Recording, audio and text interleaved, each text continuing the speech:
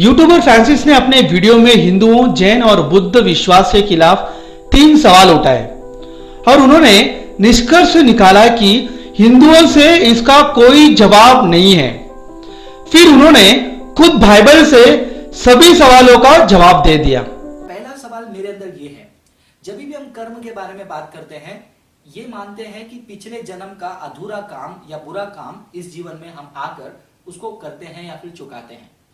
तो मान लेते हैं कि ये जीवन में हम पिछले जन्म का कर्म चुका रहे हैं। अगर पिछले जन्म में हम जाएंगे तो हम उसके पिछले वाले जीवन के कर्म को चुका रहे हैं। तो ऐसे ही पीछे पीछे करते हुए जाएंगे तो सवाल ये पैदा होता है कि जब पहले बार इंसान इस दुनिया में पैदा हुआ तो वो कौन सा कर्म चुका रहा था।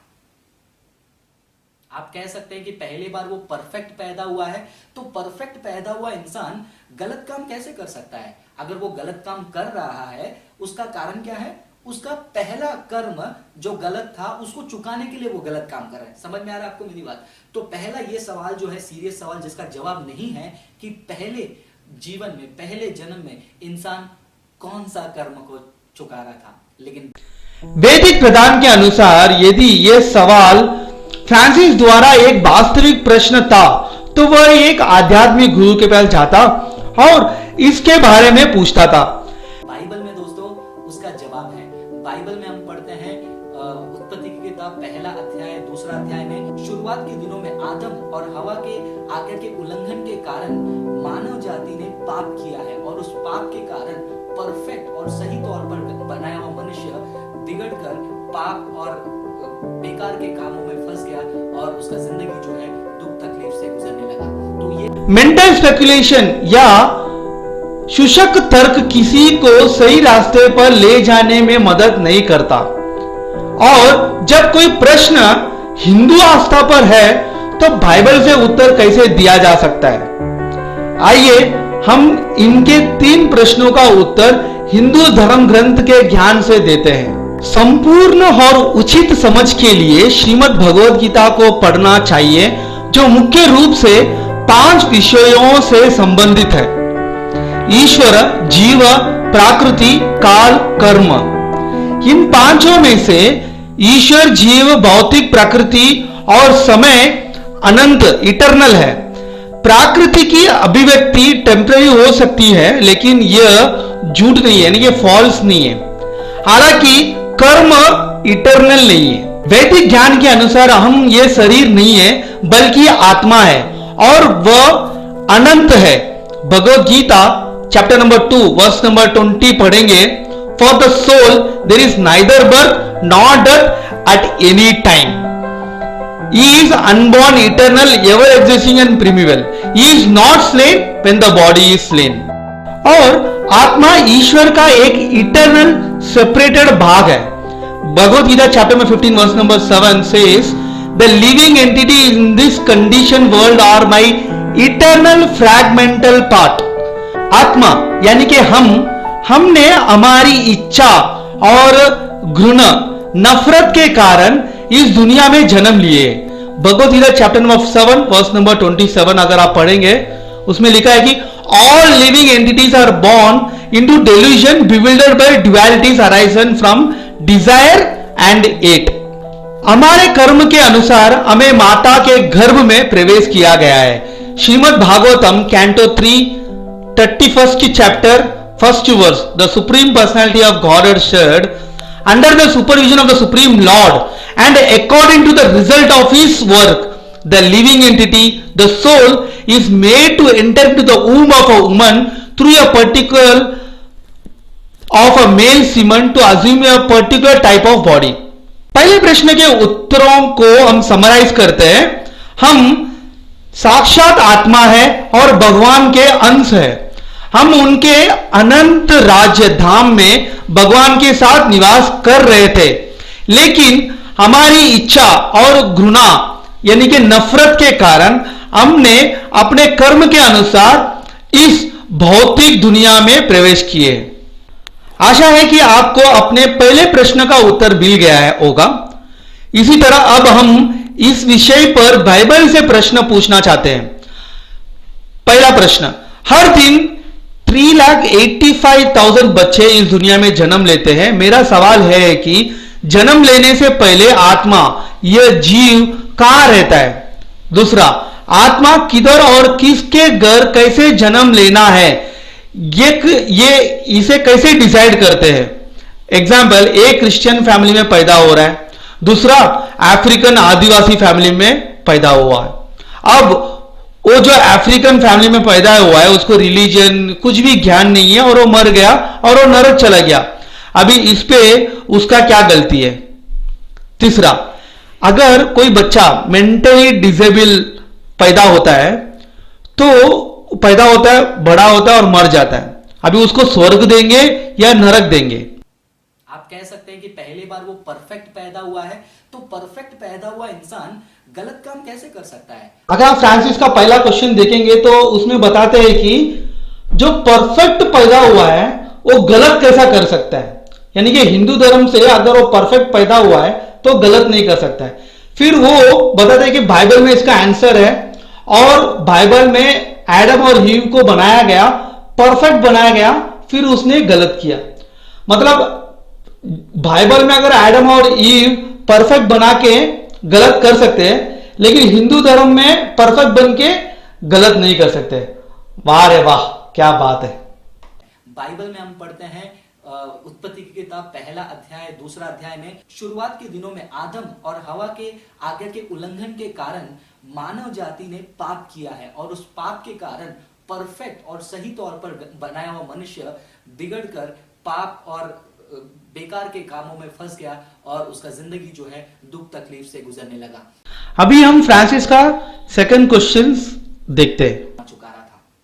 दूसरा सवाल मेरे अंदर ये है, कुछ धर्म है जैसे कि जैनिज्म है या फिर बुद्धिज्म है या फिर ऐसे कुछ धर्म के लोग हैं, उनमें कुछ लोग जो है एनलाइटेंड हो जाते हैं, यानी कि वो लोग जो है ये दुनिया की मोह माया से मुक्त हो जाते हैं और अपने आप को एनलाइटेंड मानते हैं, जैसा बुद्धा है, जैसे महावीरा है, और उनको फॉलो करने वाले भी कहते हैं कि हमने हमारा कर्म पूरी तरह चुका दिया है और वो मोक्ष प्राप्त कर रहे हैं। तो दोस्तों थोड़ा लॉजिक लगाकर देखिए, अगर मान लो कुछ लोग ये जन्म में थोड़े थोड़े करके मोक्ष प्राप्त कर रहे हैं तो जनसंख्या कम होती रहनी चाहिए, बराबर। लेकिन विपरीत में हम देख क्या रहे हैं, जनसंख्या बढ़ती जा रही है। अगर थोड़े से लोग भी अपने कर्म को पूरी तरह चुकाकर इतने हजारों सालों से आ रहे हैं तो धीरे धीरे अगर आप 100 साल में भी एक एक व्यक्ति का भी कर्म चुक्ति हो रहा है, वो मोक्ष प्राप्त कर रहा है, तो कहीं ना कहीं पॉपुलेशन कम होना चाहिए। लेकिन ये बढ़ते जा रहे हैं, क्यों बढ़ते जा रहे हैं, कहां से आ रहे हैं ये सारे लोग? इसका जवाब कर्म और पुनर्जीवन नहीं दे सकता है। फ्रांसिस के दूसरे प्रश्न में दो टॉपिक्स इन्वॉल्व है, एक मोक्ष और जनसंख्या। तो शास्त्र कहता है कि टोटल 84 लाख प्रजातियां हैं। पद्म पुराण में वर्णन है जलजा नव लक्षानी, मतलब जो पानी में जन्म लेता है, वाटर बॉर्न, वो ना 9 लाख है। इमूवेबल्स जैसे कि ट्रीज प्लांट्स है वो 20 लाख स्पीशीज है। माइक्रोब्स इंसेक्ट्स रेप्टाइल्स जो है वो 11 लाख है और पक्षियां 10 लाख है। एनिमल्स जो 4 पैर के है वो 30 लाख का है और ह्यूमंस चतुर्लक्षाणी मानवा, मतलब जो ह्यूमन है वो 4 लाख स्पीशीज है। तो कुल मिला के 84 लाख स्पीशीज है। फिर हम केवल मानव आबादी के डेटाबेस के आधार से समझने की कोशिश कैसे कर सकते हैं? ह्यूमन पॉपुलेशन बढ़ रहा है लेकिन किसी अन्य प्रजाति का पॉपुलेशन कम भी हो रहा है और यह 10/10 के पॉपुलेशन क्रिकेट या फुटबॉल टीम का थोड़ी ना है। यह पॉपुलेशन सत्ययुग, त्रेता युग, द्वापर युग और अब कलयुग चल रहा है। कितने जीव ये भौतिक जगत पे आए हैं, आ रहे हैं, इसके हिसाब हम कैसे कर पाएंगे? और मोक्ष भी 5 प्रकार का होता है लेकिन जो भक्त है वो मोक्ष भी नहीं चाहते। Shrimad Bhagavatam 3rd canto chapter 29 text 13 अगर आप पढ़ेंगे तो उसमें जो 5 प्रकार के मुक्ति का वर्णन है, लिबरेशन का वर्णन है, सालोक्या, सारस्ती, सामीप्य, स्वरूप्य और एकत्व। लेकिन जो प्योर डिवोटीज है, आप पढ़ सकते हैं, ये pure devotee does not accept any kind of liberation even though they are offered by the supreme personality of Godhead himself। Francis कर्म को लेके बहुत कंफ्यूज्ड हैं, उनको समझ नहीं पा रहे, तो हम थोड़ा कर्म पे चर्चा करेंगे। कर्म सिर्फ अपना पाप को नष्ट करने हेतु ही नहीं है। ये जो कर्म है उसका 3 प्रकार होता है, एक कर्मा और एक अकर्मा, तीसरा विकर्मा। ये जो कर्म है वो अच्छा कर्म का निर्माण करता है, और जो विकर्म जो होता है, विकर्म वो बुरे कर्म का उत्पादन करता है। और जो ये अकर्म है, अकर्म, उसे कोई कर्म नहीं होता, उसका रिजल्ट यानी कि उसका कोई गुड या बैड ऐसा कुछ रिजल्ट नहीं होता है। Bhagavad Gita chapter number 4 verse number 17 आप पढ़ेंगे तो आप समझ पाएंगे, one should know properly what is action is, what is forbidden action is and what inaction is. बिना कर्म किए कोई भी नहीं रह सकता इस दुनिया में। Bhagavad Gita chapter number 3 verse number 8 आप पढ़ोगे तो उसमें लिखा है कि perform your prescribed duty, for doing so is better than not working. One cannot even maintain one's physical body without work. तो कर्म मतलब आपका जो काम है, आपका जो प्रिस्क्राइब्ड ड्यूटी है, जो आप करते हैं, जो एक्शन है, वो कर्म है।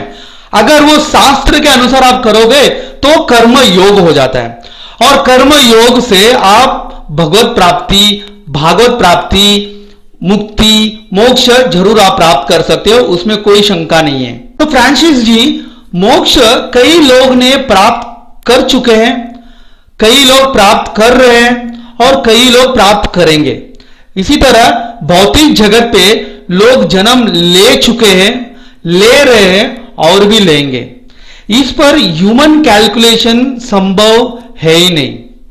और ये जो भक्त है और ये जो भक्ति मार्ग है, वो मोक्ष का भी इच्छा नहीं करते, वो भगवान की सेवा हेतु ही वो भक्ति करते हैं। ना धनम ना जनम ना सुंदरिम कविता व जगदीश कामे मम जन्मनि जन्मनि ईश्वरे भवतार भक्ति अयोतुकी तोई। वो बोल रहे कि all I want life after life is unmotivated devotional service to you. तो हम ये जान सकते हैं कि मोक्ष से भी बढ़कर है निष्काम भक्ति योग। Bhagavad Gita chapter number 8 verse number 28 में बताया जा रहा है कि ये person who accept the path of devotional service, जो भक्ति मार्ग को पालन करता है, is not bereft of the result derived from the studying the Vedas, performing sacrifices, undergoing austerities, giving charity, or pursuing philosophical and fruitive activities.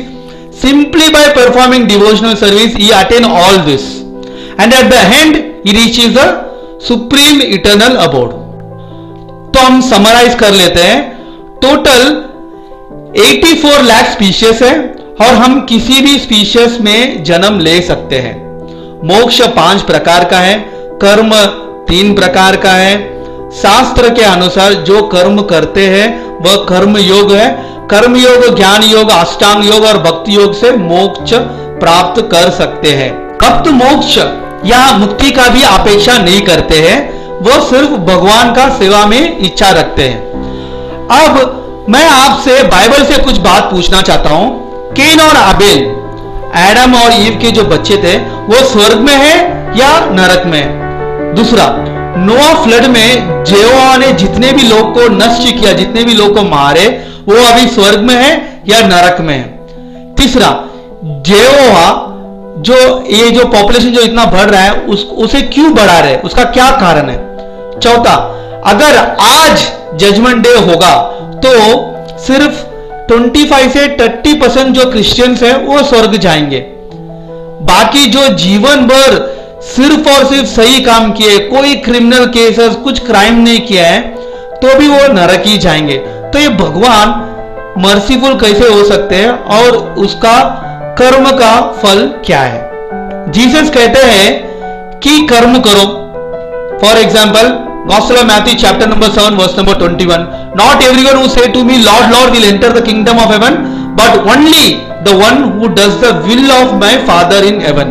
जो भगवान चाहते हैं वो करना पड़ेगा। और भगवान क्या बोल रहे हैं? 10 कमांडमेंट्स, मोसेस को 10 कमांडमेंट्स दिया है, मतलब कर्म करने के लिए बोल रहे हैं। और जेम्स भी कह रहे जेम्स में चैप्टर नंबर 2 वर्स 17 अगर आप पढ़ेंगे, the same way faith by itself if it is not accompanied by action is dead. यानी कि अगर कर्म नहीं करोगे, सही कर्म नहीं करोगे तो फेथ भी वेस्ट है।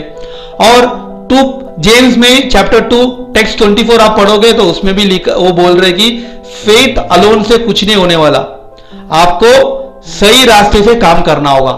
यहोवा जोना को भी कर्म करने के लिए बोले, लेकिन जोना ने किया नहीं तो जोना को दंड मिला।